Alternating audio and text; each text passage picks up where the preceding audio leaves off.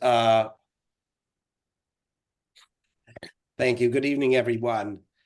So Maya started in the mid 1990s during what was then known as the Jewish Learning Renaissance. There was an increase of adults interested in returning to their foundational sources and ideas, but although they had studied them, perhaps when they were children, not everyone studied them. And we have lots of different types of Maya students. But when you go to Hebrew school or you go to even day school, like Rachel, you said you went to Yeshiva Flatbush, we teach ideas and texts in accordance with the students' cognitive abilities and where they are developmentally. So to return to some of those core tasks and go beyond them is to give yourself a tremendous gift. Now, we even the playing field. So when we teach Maya, we will use English, although some instructors will sometimes point something out in Hebrew, just in case there are people who have access to Hebrew. But we want everyone to be on the same level. But the way I would describe Maya is it's an advanced class for beginners. And what do I mean by that? So, right, there is no diagnostic to see whether you're ready for Maya or you belong in Maya. Everyone belongs in Maya.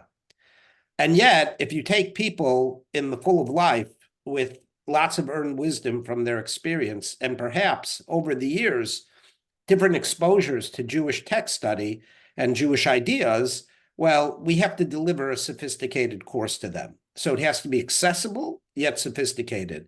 And Maya delivers on that promise. And so the classical Maya goes through 4 eras over 2 years or 4 semesters: the biblical period and its literature, the rabbinic period and its literature, the medieval period, its core texts and central ideas and essential history, and then the modern period. And that progression from the Bible to the rabbis to the medieval thinkers to the modern period, very much so, is our story. For whoever may, of course, is open to people who don't identify as Jewish as well. But if someone identifies as Jewish, that is our story. Because whether you are Reform or Orthodox or Conservative or Jewish Renewal or any other denomination of American Judaism, we are all heir to the biblical tradition and heir to the rabbinic tradition. And then that gets shaped during the medieval period, and it gets complicated during the modern period. And that's our story. So it really is a journey of learning, of discovery. And we try to create a community of learners within the classroom. And of course, we try to assist individual learners so that they maximize their personal, emotional, spiritual, and of course, intellectual journey. Any questions from Brenda or Rebecca or Rachel? No, sir. Okay. Okay. So maybe the best way to demonstrate Maya is to do a brief study with you. So I'm going to take your beautiful faces and move them, with your permission, to my left screen. And I'm going to share Robin, you have to please allow me to share. I have 2 screens in front of me. So if I turn to the left, I'm looking at you so I could gauge your interest if you have any questions. I'm not watching Netflix. No one else is in the room. Okay, so I'm going to share the screen. And I'm going to move your pictures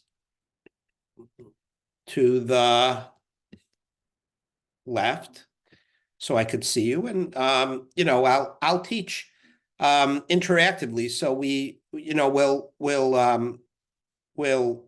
there'll be a frontal component of it, but I would love for people to volunteer their ideas and opinions, ask questions, or offer answers.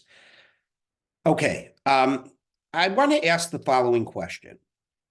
Is there an essence to Judaism? Right? Can we boil it all down and say, this is what Judaism is?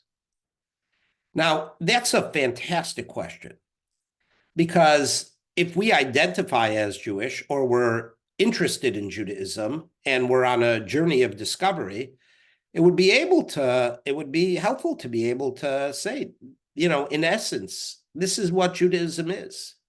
And I'd like to suggest that for the rabbis, this question of is there an essence to Judaism was one of their favorite thought experiments. I apologize, over Purim, I caught a cold. So if you see me needing to blow my nose or drink something, I apologize. Okay. So, and this comes to the question of what sometimes in philosophy of religion is called the one and the many. What do I mean by the one and the many? Well, we know that Judaism is diverse. There are different denominations. There are different ethno-geographical areas in which Judaism developed. We have France and Germany. Many of us came, or our ancestors came from Eastern Europe or Western Europe. Of course, there are many Jews who came from North Africa or from Middle Eastern countries. And then in the modern area, of course, Jews proliferate across the globe. And since there are so many different types of Judaism, Jewish ideas, right? It's a helpful question, but is there really an essence? Is there something that everyone shares? And that's an interesting question to explore. And what I'd like to prove to you is the rabbis loved this question. So let's start with a very brief teaching. It's a beautiful teaching. I'm going to enlarge this.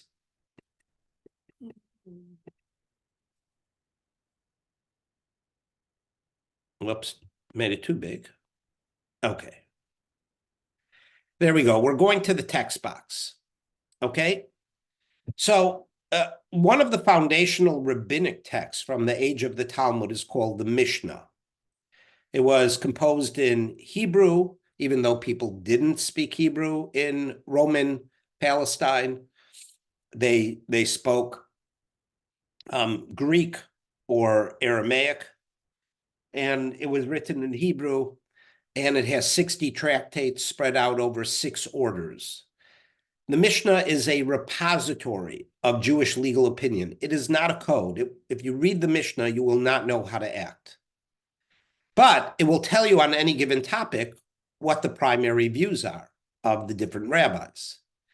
And the Mishnah covers everything: agricultural law, that's one order, festival and Sabbath law, family law, criminal and civil jurisprudence, sacrificial law, and purity law. So ritual, ethics, commerce, it really is magisterial in its scope.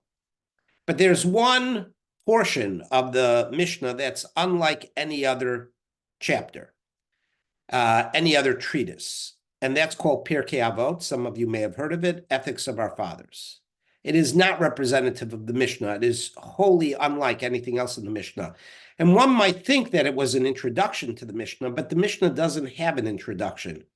This is going to sound strange, but the Mishnah just has middle. There's no beginning and there's no end. It just has middle. And in fact, Pirkei Avot, Ethics of Our Patriarchs, is the middle of the middle. So towards the beginning, in the second paragraph of the first chapter, we are taught about something that a great sage himself had bequeathed to the generations of Jews. His name was Shimon HaTzadik. Sometimes scholars call him Simon the Righteous. Other times they call him Simon the Just. Misharei Knesset Hagdola. He was of the remnant of the Great Assembly. Now, historians don't really know that much about the Great Assembly. It convened during the end of the Second Temple period.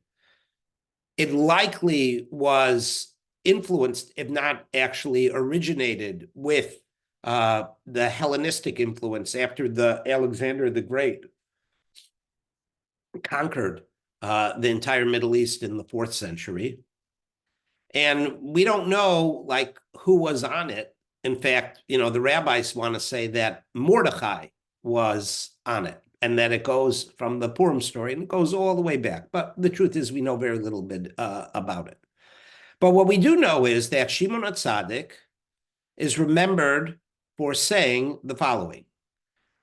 The world stands on three things: on Torah, on the Hebrew word is avodah, but we call that service, and gemilut chasadim, acts of loving kindness. Now, my dear friends, what do you think it means when he says that the world stands on three things?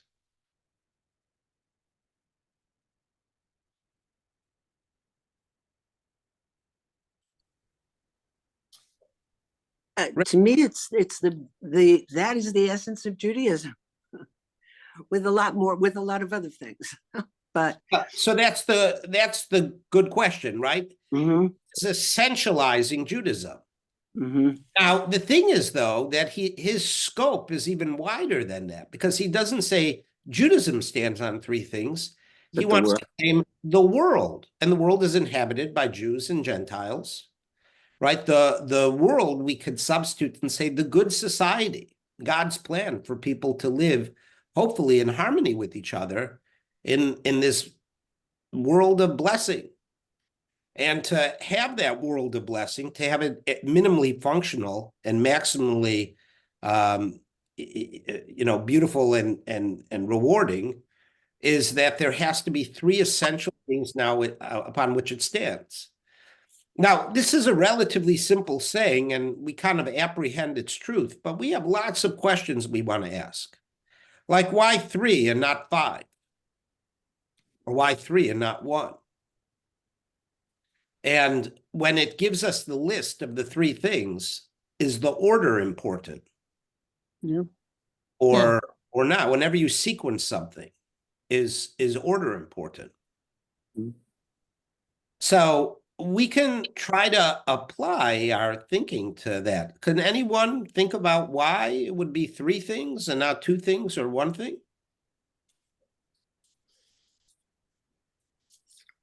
Well, I think that three, like when there's a pyramid, it's considered the sturdiest structure architecturally.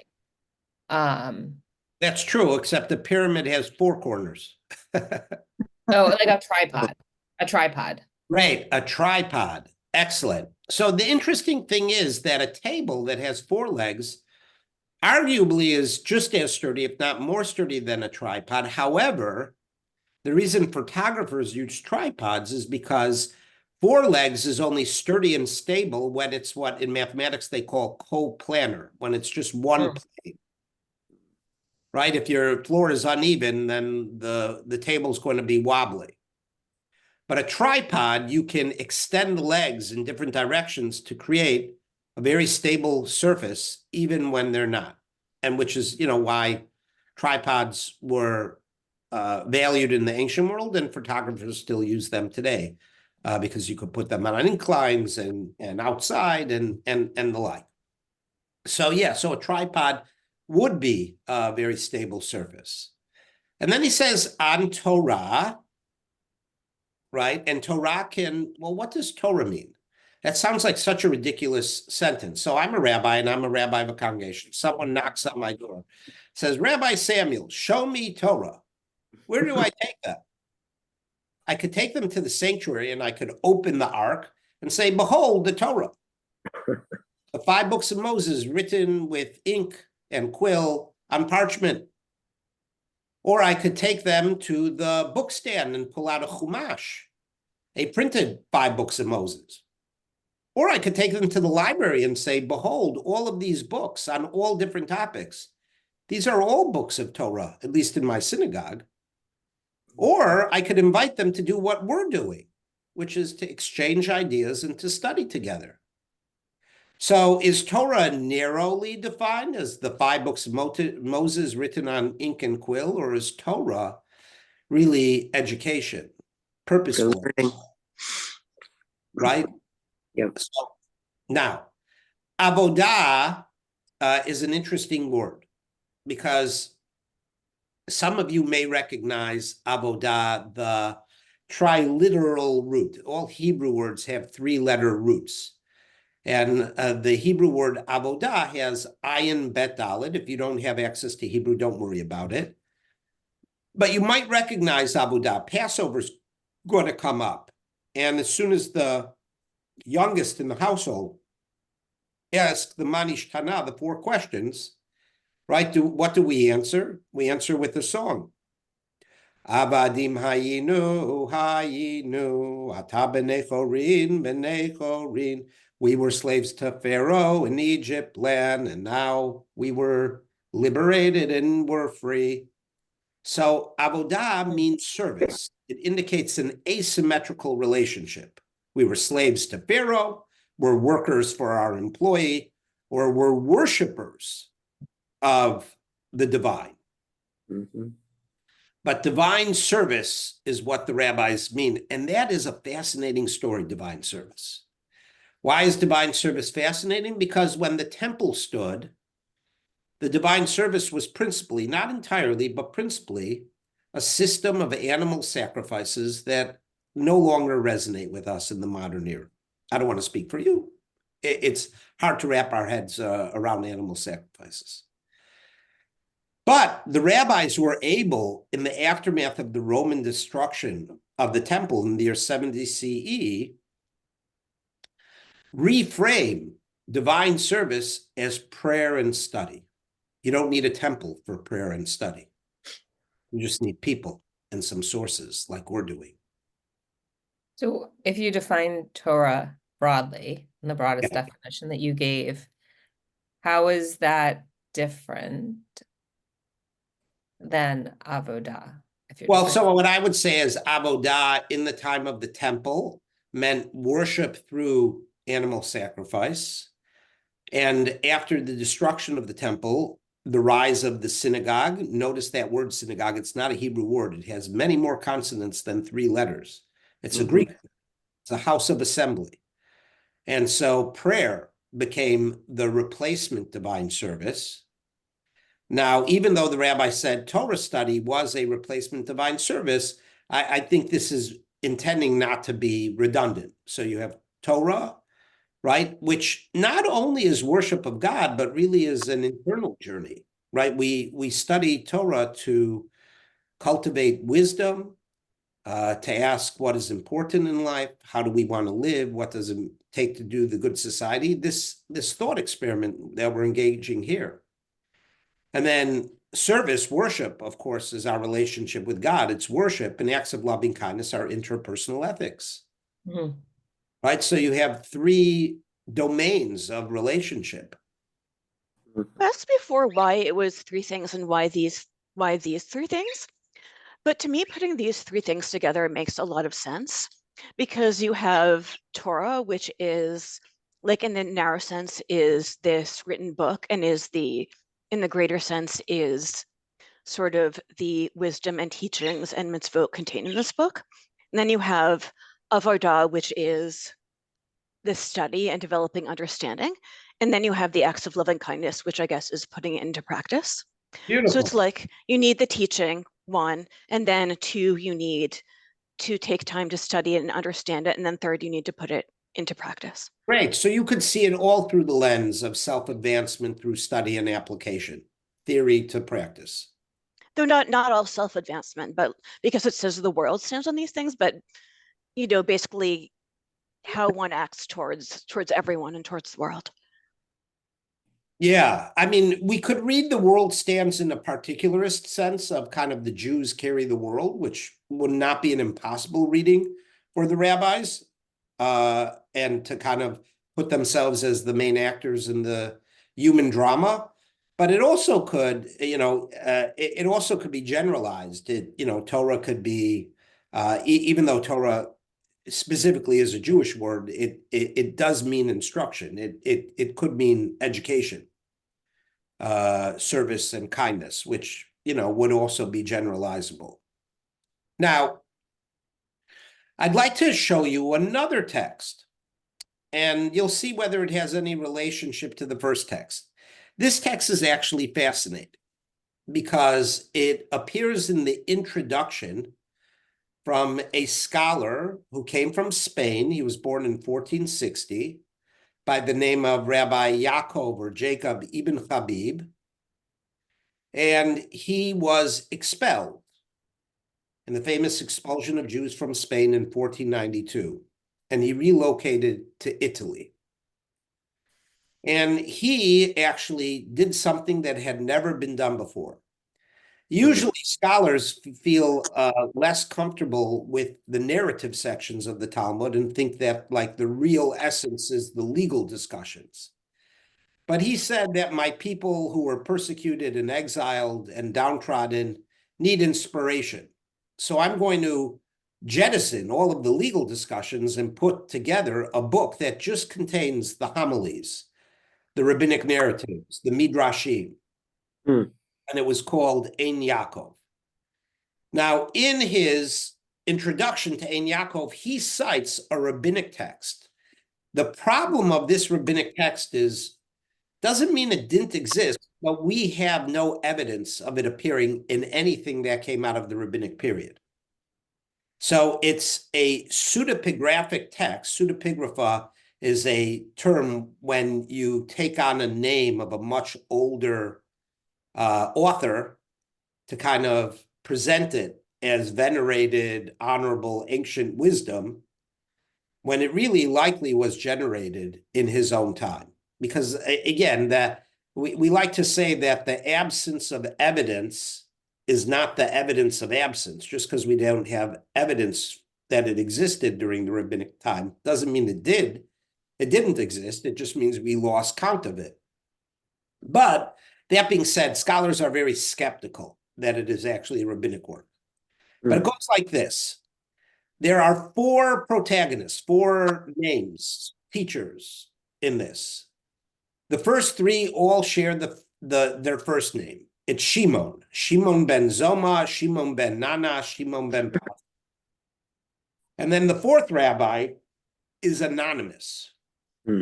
They actually call him Ploni. If you know the book of Ruth, they refer to the relative of Ruth who says he doesn't want to take care of Ruth. And then Boaz takes care of her. Oh. And he's called Ploni Almoni, like what's called John Doe. Right? So I want you to imagine they have three rabbis and then a fourth listening in, sitting, let's say, watching the sunset, and they're having a conversation. What is the most essential verse in the entirety of the Hebrew Bible?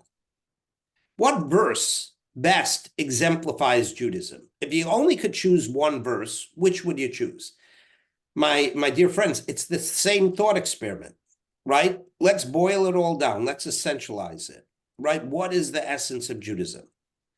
So Ben Zoma said, oh, I got it. I have found the most inclusive, all-encompassing verse in the Torah, and it is the Jewish Pledge of Allegiance. Shema Yisrael Adonai Eloheinu Adonai Echad.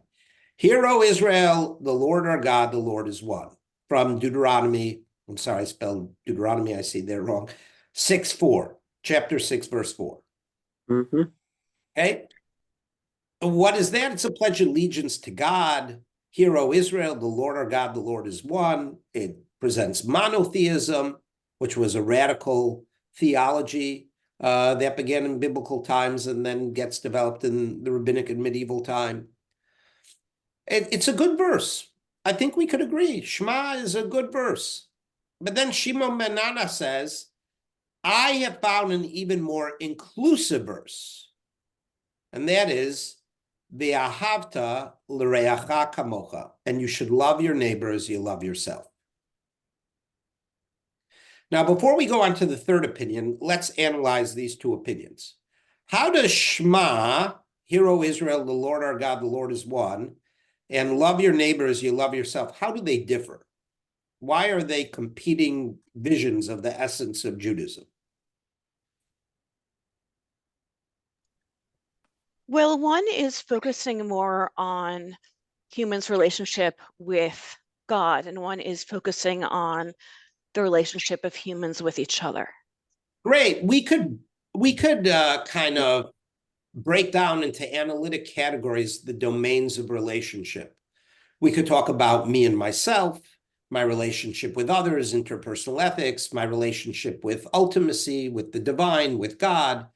We could speak about my relationship with my people, my relationship with my country, my relationship with the world, right? There are lots of different ways we can conceptualize and analyze different domains of relationship. So Benzoma says, you want to know the essence of Judaism? It has a lot in there, but the essence of Judaism is spirituality, our relationship with God. And Ben Nanas says, which is a little surprising, right? But he says, no, the essence of Judaism is to be a mensch. The essence of Judaism is interpersonal ethics. You'll get to God, but first be kind to other people. Now, here's the third opinion, and this is a little strange. Shimon ben Pazi says, we have found an even more inclusive verse that essentializes Judaism more than the two of you. And that is from Numbers 28, which describes the daily animal sacrifice brought in the morning and brought in the evening. And the verse reads, and the first lamb you shall make in the morning, and the second lamb you shall make in the evening. Now, what the heck? What's he adding to the conversation? We went from the spiritually sublime and the interpersonal inspiration to bring a lamb every single day, morning and evening. And that's the service. Go ahead, Rachel. Oh, I'm sorry. That's the service part. You know, yeah, so Avodah. Interesting. These kind of all match up to the previous one. Mm-hmm. Torah would be equivalent of Shema. Acts of loving kindness would be equivalent to love your neighbors, you love yourself. And the animal sacrifice would be divine worship. Mm-hmm. Now, there's a lovely interpretation of this that I wish to share with you. I'm not sure it's original. It might be, meaning in terms of intent. But, you know, Shema Yisrael, even though for the rabbis it's said twice daily when we go to sleep and when we wake up in the morning, Shema Yisrael is this moment of sublime spirituality, or at least it aspires to it. And love your neighbor as you love yourself is also kind of like this mantra, whether we live up to it or we fail it. But Shimon ben Pazi says, you know what's the most important thing? What you do every day, what you do every morning, and what you do every evening. It's not the moments of spiritual highs. You're on the mountain, taking in the majestic vista, and you have this spiritual high. And it's not the interpersonal ethical high that you might get when you do good in the world. It's the quotidian. It's showing up every day and being consistent.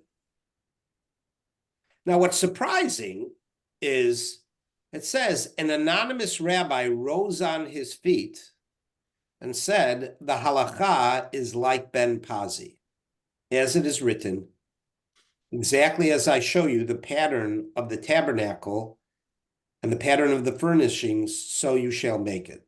So, first of all, the proof text is confusing, but why is this a matter of law? This is philosophy. This is theology. This isn't a matter of Jewish law. So why would someone rise up and say the halacha is like Ben Pazi? It's a little confusing. Very. Yeah. But it's an example of this thought experiment. Now, Yeah. I have a theory, but I've never seen anyone say it, so I don't know whether it has any merit. Because usually when you come up with an original idea and no one else has said it, you have to question yourself. But in the New Testament, there's something called the Sermon on the Mount. And Jesus also entertains this favorite rabbinic exercise. Someone asks him, what are the most important verses in the Torah tradition? And he says, Shema Yisrael, and he says, and you should love your neighbor as you love yourself. He actually gives the first two. So it could be that, Rabbi, Jacob ibn Habib, having been expelled as a Jew from Spain, Mm-hmm.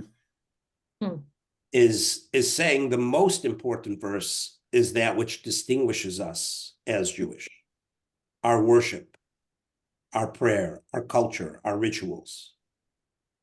Right? We could share God with everyone, and hopefully we could share ethics with everyone. But that's a more particularistic bet.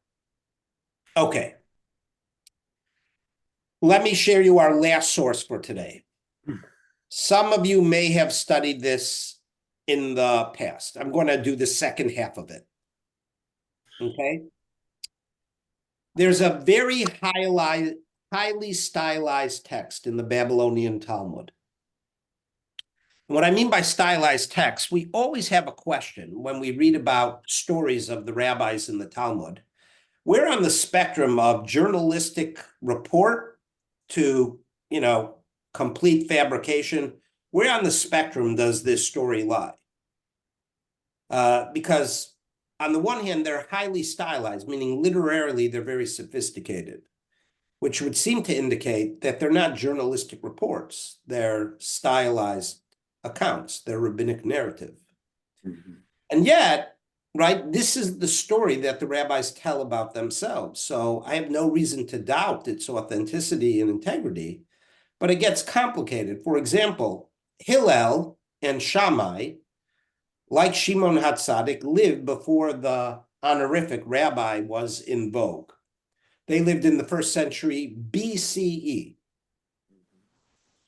And the story that we're reading appears in print for the first time, 400 years, more than 400 years later in the Babylonian Talmud. Now, again, the absence of evidence isn't the evidence of absence. Just because it didn't appear in print doesn't mean that people weren't telling this story for 500 years. But I want us to appreciate how long 500 years is. This great country, the United States of America, is not even 250 years old. We'll celebrate the bicentennial later this decade. Not the bicentennial, the bicentennial in half a century. Right? So 500 years is a long time to play telephone with stories that get generated.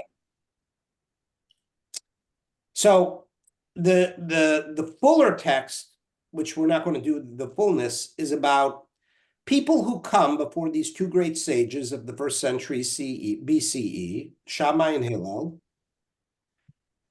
and they want to convert to Judaism, but in this bottom story, another time, they want to convince on condition that you could essentialize Judaism for me.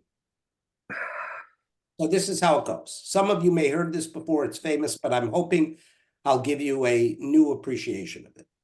Another time, a Gentile came before Shammai and said, "Convert me to Judaism on condition that you teach me the entire Torah while I stand al regel achat, on one foot." So I want you to imagine, doing your yoga lotus stance or standing on one foot. How long can you last standing on one foot?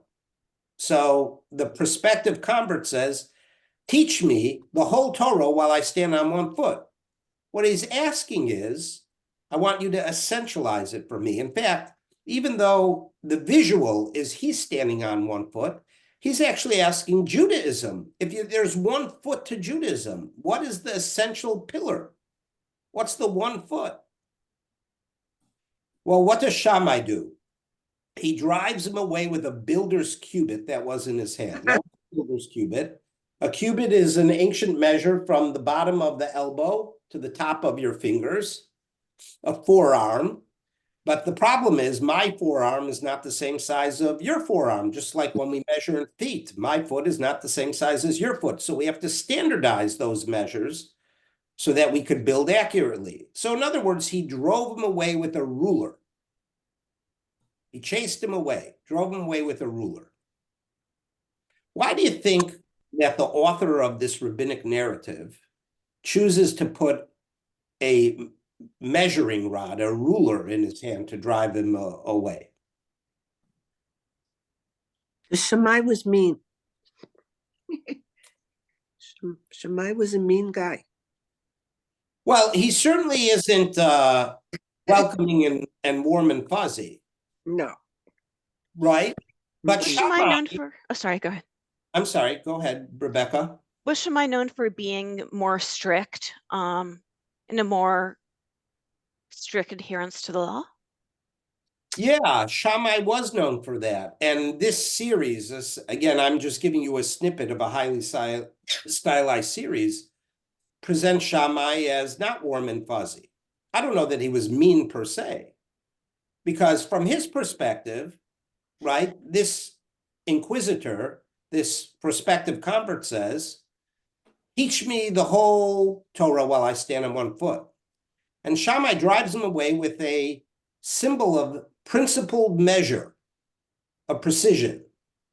Mhm. He says, you want me to teach you the whole Torah on one foot? That is disrespectful and displays a complete and utter ignorance of the Jewish tradition. There are 24 books of the Hebrew Bible. There is, I mean, he came before the Mishnah and the Talmud, but just go with my story. There's 6 orders of the Mishnah and 60 tractates. There's the Gemara, the Talmudic commentary on the Mishnah that makes up the Talmud. There's the Midrash, right? There's this whole library of sacred study and learned materials, and you want me to stand on one foot and boil it all down for you? Get out of here. You have no interest in really learning what Judaism is. So then he comes before Hillel. And Hillel converts him right away, which is kind of shocking. He just converts him. Said, great question. Let me go convert you, and then we'll talk about it. And then he says, that which is hateful to you, do not do to your fellow. It's another iteration of the golden rule, love your neighbors, you love yourself, just in the negative, don't do that which is hateful to you, to your fellow. This is the entire Torah, and the rest is commentary. And then he says 4 very important words. In Hebrew, it's just 2, zeal gemor, or in Aramaic. Here it's 4. Now go and learn. Right? So he says we can essentialize the Torah, and I could boil it down to interpersonal ethics, treating people kindly. Now, let me ask you a question. Is that the only way to boil it down? We just saw we could boil it down to Torah and worship in addition to ethics. Mhm. But maybe, why did Hillel choose ethics to tell this potential convert? Maybe that was their point of entry into Judaism, especially after they had just been run out of town by Shammai. Yeah. They say Judaism's about love, Judaism's about friendship, Judaism's about kindness. But then he says, this is the entire Torah. The rest is commentary, but you can't ignore the commentary. Go learn it. Mhm. Now, the last thing I would like to share with you in this Taste of Maya is who's right, Shammai or Hillel? What do you guys think? I think that's a meaningless question.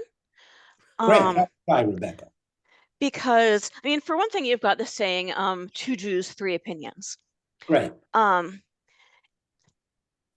mean, I guess the official answer is that Hillel is right, but I feel like every opinion you get is useful in some circumstances. Like, every rabbi who says something in the Talmud, sorry, this was clearer in my head, but No, you're articulating it beautifully, and I would agree with you. The way I would say it is, we celebrate Hillel rather than Shammai, which, by the way, is why when you go to a college campus and you want to go to the Jewish Student Union, they're not Shammai houses, they're That's a good point. right? Because we want people to be welcoming and affirmative and kind and be able to emphasize it. But Rebecca, let me perhaps offer you an interpretation that's very similar to what you're saying, just in slightly different words. Shammai is not wrong. there is a wealth of Jewish study, and it really does a disservice to Jewish study to say that we could stand on one foot and boil it all down. So what often happens in rabbinic debates is that the truth, there is no the truth, but truth inheres in the dialectical tension between the two views. Mm. Right? The rabbis could have ignored Shammai, but they chose to teach Shammai, not just because he's a foil to Hillel's wisdom, but because there's truth in his opinion, right? And so when we consider Mea, right, how would you like it if Robin and I said to you, okay, you're going to come to class for 40 sessions over 2 years, for at least 2 hours an evening, and every week we're going to say, we're going to essentialize Judaism for you. Don't do to others that which you wouldn't want done by yourself. Let's say it 500 times together, we'll finish our 2 hours, and we'll pick it up. Nobody would show up for the second session, let alone endure the first session. But over the course of 4 semesters, you are going to have this tour de force of the Bible, its history, its context, and its literature, of the rabbis and the Greek and Roman period, and what they endowed to and bequeathed to Judaism, of the medieval period, as Jews geographically spread out, and how Jewish culture and civilization develops within the Spanish orbit, the Islamic orbit, the Christian orbit, the Middle East, everywhere. And then we'll get to our modern story, which is very much, you know, how much tradition and how much change in the wake of a changing world. And so now what we do want students to be able to do is, you know, still when they're done with Mea, say, wow, Shammai was right. There is so much here that we studied. But also to be able to engage the thought experiment of, I also have a sophisticated understanding of some essences that were pronounced over my study of Mea. Thank you, my dear friends, for the opportunity to study with you this evening. Robin, you have some final words? Thank you. I'll stop the share. Yes.